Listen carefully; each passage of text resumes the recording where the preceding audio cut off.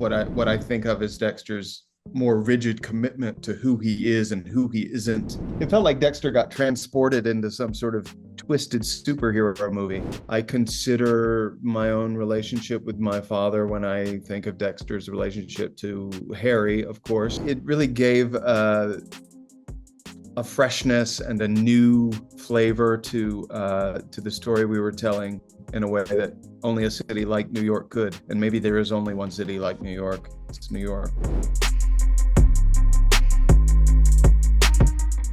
Hi, Michael. Welcome to Screen. Thank you. You're back as Dexter in Resurrection, and before that, you reprised that role in New Blood.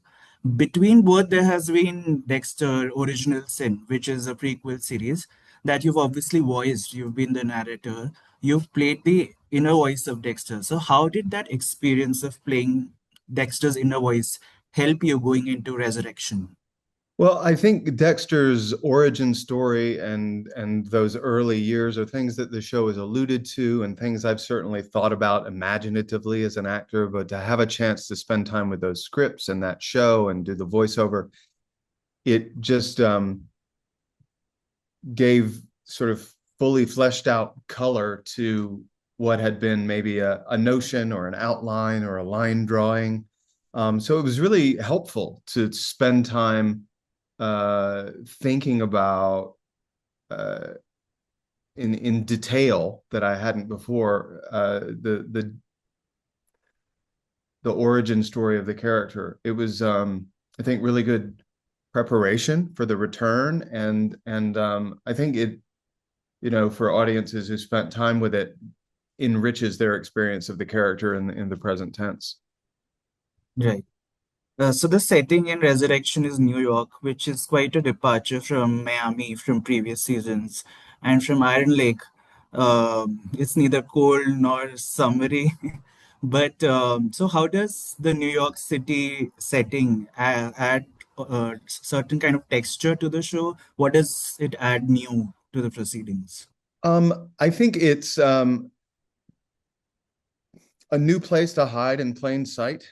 Um, it's a big city the way in Miami is too, but it couldn't be more different in terms of its climate, in terms of its architecture. You know, Miami is round, hot, and sweaty. New York is cold and steel and angular concrete. Um, Something about that environment that what I think of as Dexter's more rigid commitment to who he is and who he isn't. And so being in the physical environment of New York helped to kind of fortify that and inform it.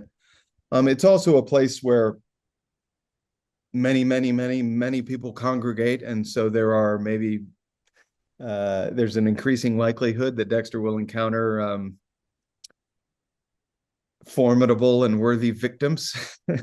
And he does in ways unanticipated, and as I think he says at some point, only in New York. There's so yeah, it really gave a freshness and a new flavor to the story we were telling in a way that only a city like New York could. And maybe there is only one city like New York. It's New York.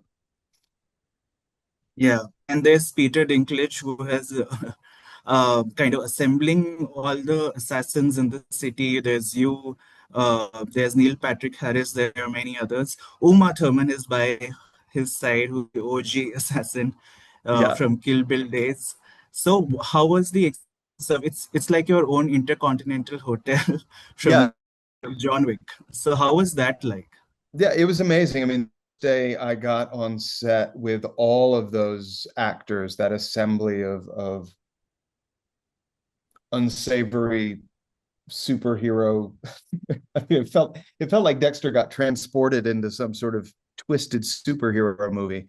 Um, but it was incredible. I mean, I was pinching myself to look and see Uma Thurman in the room, and Peter and Neil and David Desmelchin and uh, Kristen Ritter.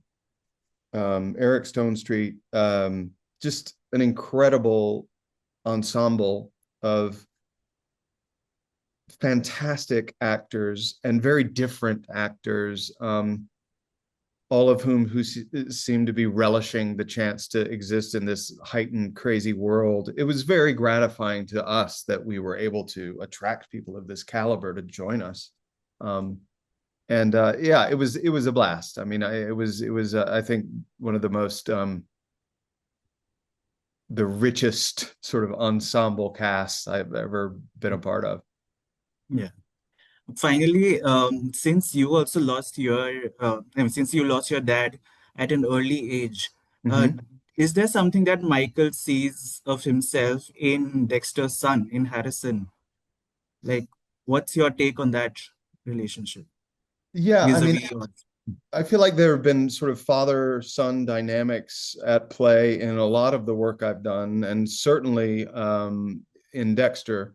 I consider my own relationship with my father when I think of Dexter's relationship to Harry, of course, and yeah, portraying a relationship with a son who thought he lost his father and then reappearing to him and reappearing to him once again in the context of this show is yeah, there's a resonance in terms of my own story. I don't think about it that explicitly, but I don't have to because that's all just sort of in me and a part of my experience of life. And so any simulation of a father-son relationship is going to be informed by all of that. But yeah, there's some sort of maybe